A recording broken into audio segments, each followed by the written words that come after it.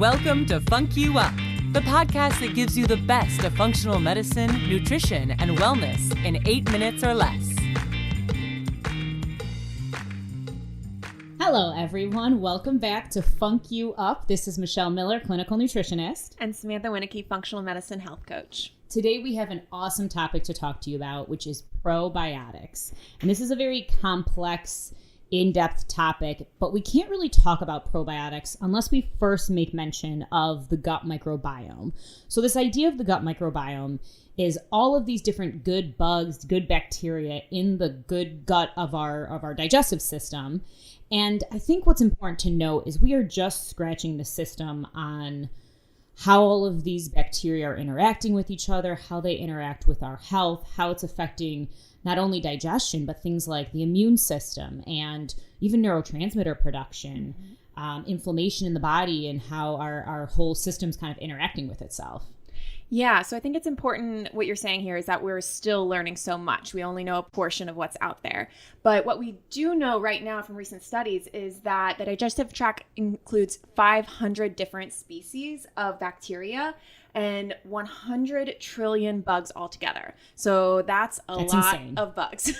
Yeah. 100 trillion. 100 trillion. Yeah, so it's important that we focus on these and we make sure that we have the right types of bacteria to help us out, because not only that, but we need those to synthesize vitamins. We need it for our immune defense, like you said. Great point. 90% of our body's serotonin is produced from those good gut bacteria.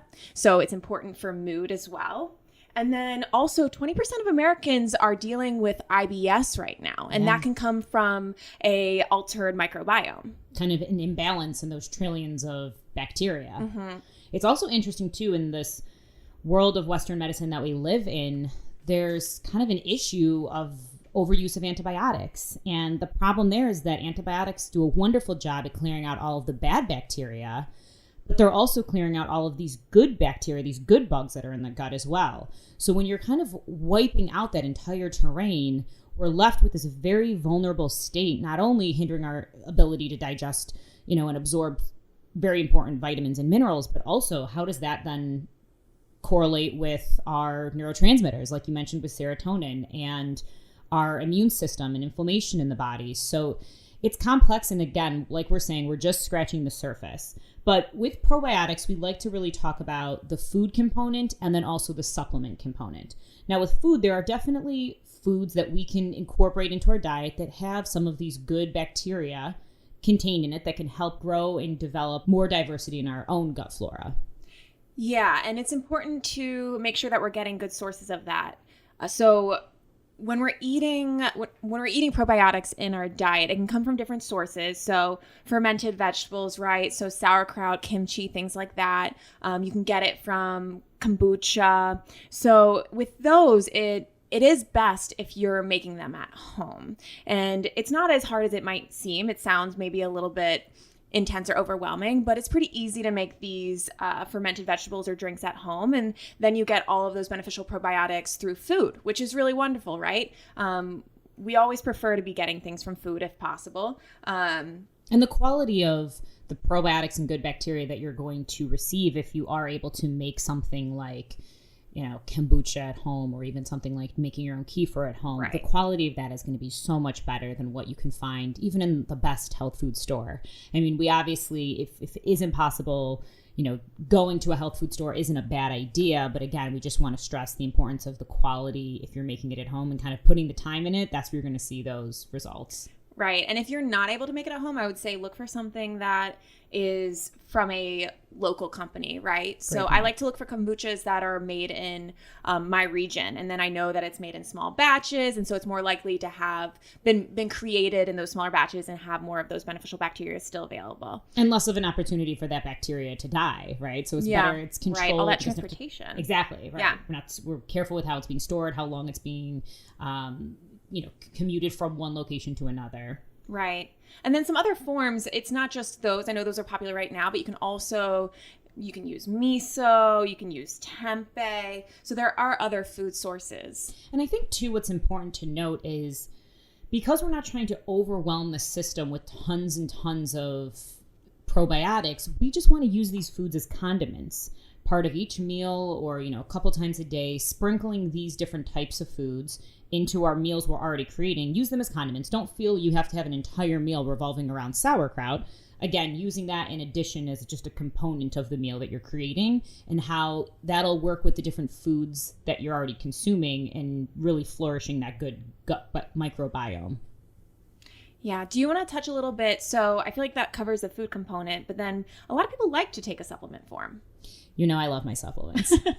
So with supplementation for probiotics, there's a few things that we always talk to our clients about. The first is you get what you pay for. You want to make sure you're purchasing something that is multiple strands of different bacteria. That will be on the label. You want to make sure it's being refrigerated or shipped to you in a refrigerated, box or container, and then you want to pop it in the fridge. And you also want to make sure you're taking it on an empty stomach or away from food, so that you're just decreasing the possibility of the hydrochloric acid or enzymes or acid in your stomach breaking down those good bacteria, that probiotic supplement, before it makes it further down into the GI system where we want it to be released.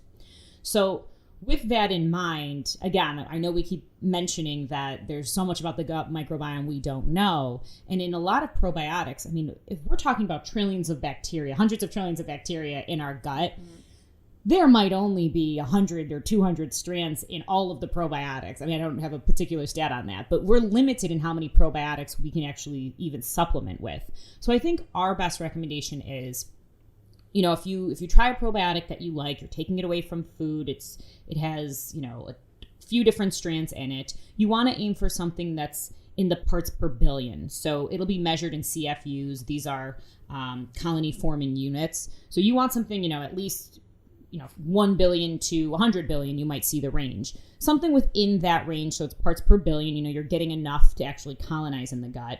But then maybe every bottle you go through, you switch on to a different bottle so that you're always getting different strands and different levels of different strands. I also think, too, we can't only take probiotics. We have to also use the foods. Mm-hmm. We can't just use the supplements, right? We have to use the foods that are naturally giving us these probiotics as well. And then I think also just making mention of other things that can impact those other factors in life that are impacting the gut microbiome as well. Yeah, and you guys might get tired of hearing me talk about this, but I'm going to talk so much about stress. Stress can really alter your microbiome and keep you from having all those beneficial bacteria in there that you need. And then we also need to look out for high sugar foods, processed foods. Those are going to not allow the beneficial bacteria to flourish, but they're also going to, I don't want to say bad bacteria. I never want to say that because there's so many bacteria in the gut. We can't really call them good or bad, but there are certain ones where if we have them in too much of a quantity, they can be potentially pathogenic, and those feed on the sugary processed foods. So that's going to kind of alter your gut flora, not in the way that you want it to. And then, as Michelle already was saying, things like antibiotics, be aware that, of course, if you have to go on a round of antibiotics, just be aware that you might want to supplement with a probiotic afterwards to kind of get your gut back in that, so that it's not in dysbiosis anymore, so it's balanced. Well, and I think, again, yes, the stress component, your diet, exercise, sleep, using probiotics in your foods, using probiotics in supplements. Those are all the tools we know right now to help support our gut flora. If you want to dive in a little bit more, there's a great testing company called Viome, Viome, Viome, and you can actually have a test kit delivered to you. You can do a stool test, and they are using AI to really help build a great database on all these different types of bacteria, and then also giving you feedback on what types of foods or strains of bacteria might be beneficial for you. Again, this is such an exciting industry and such an exciting area of study. We're just getting into this as a society as a whole. So I think use the information we know right now, but also keep in mind that we're every month, every day, every year, we're going to be learning more and more on this topic. Yeah, it's a fun and exciting topic. Well, thanks for joining us today. Again, be sure to check us out on our socials. You can find us on Physio Logic NYC on Instagram, or you can email us at funcyouyup@physiologicnyc.com. We'll see you next week. You've been listening to Func You Up. Be sure to like, review, and subscribe for more daily tips on living well.